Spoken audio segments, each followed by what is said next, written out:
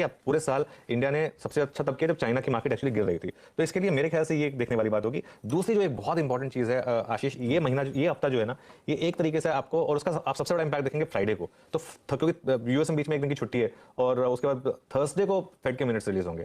Thursday को fade के minutes release होंगे, फ्राइडे की वो ब्लैक फ्राइडे सेल्स। तो मुझे लग रहा है कि फ्राइडे को आपको एक बहुत बड़ी ट्रेड मिलेगी। और अगर फेड के मिनट्स में हल्का सा भी एक वापस हॉकिश इंडिकेशन आया तो थोड़ी दिक्कत बढ़ेगी। लेकिन हल्का सा भी अगर मार्केट को लगा कि फेड शायद अब एक इस पे आ रहा है कि चलिए अब interest rate cycle almost over हो रही है ऊपर आने की, तो इसके लिए जो थर्सडे की बैठक है, जो थर्सडे को मिनट्स आएंगे फेड के, वो सबसे इंपॉर्टेंट है। फ्राइडे को मेरे ख्याल से मार्केट में आपको एक बहुत बड़ा मूव दिखाई देगा, और आजकल आपने देखा ही होगा फ्राइडे को बड़े मूव्स आ भी रहे हैं मार्केट में दोनों तरफ। तो मेरे ख्याल से इसके लिए इस हफ्ते एक तरफ आपको नजर रखनी यूएस पर और एक तरफ आपको नजर रखनी चाइना पर। मेरे लिए इस समय चाइना ज्यादा बड़ा फैक्टर है, क्योंकि उसका एक डायरेक्ट इंपैक्ट इंडिया पे होता है। यूएस में तो जो भी होता है उसका एक लिमिटेड इंपैक्ट होता है इंडिया के ऊपर, चाइना में जो होता है उसका डायरेक्ट इंपैक्ट होता है इंडिया के ऊपर। इसके लिए चाइना पर नजर रखेंगे। काटे 2312, तो मतलब समझ नहीं आ रहा ये, जैसे कहते हैं ना असमंजस।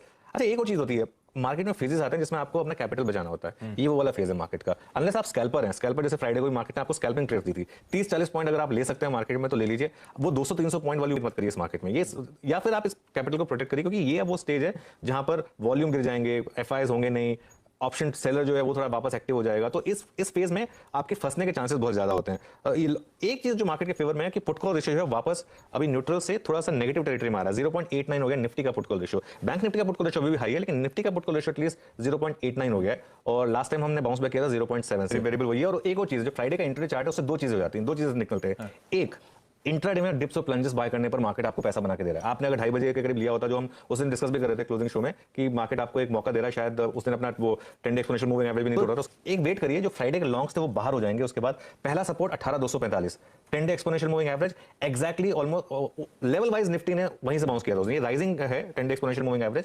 फ्राइडे को लेवल था 18210 का, और निफ्टी का अगर आप फ्राइडे का लो देखेंगे तो 18209 से 18245। अगर ये जोन मिल जाए आशीष, और यहाँ पर स्टेबिलिटी मिले अगर आपको मार्केट में, तो फिर आप यहाँ पर बाय कर लीजिए, बहुत सिंपल। और उस केस में आपका स्टॉप लॉस क्या हो जाएगा? अगर आप पोजिशनल ट्रेडर हैं तो 18050। ऑब्वियसली इंट्राडे ट्रेडर इतना बड़ा स्टॉप लॉस नहीं लगा पाएगा।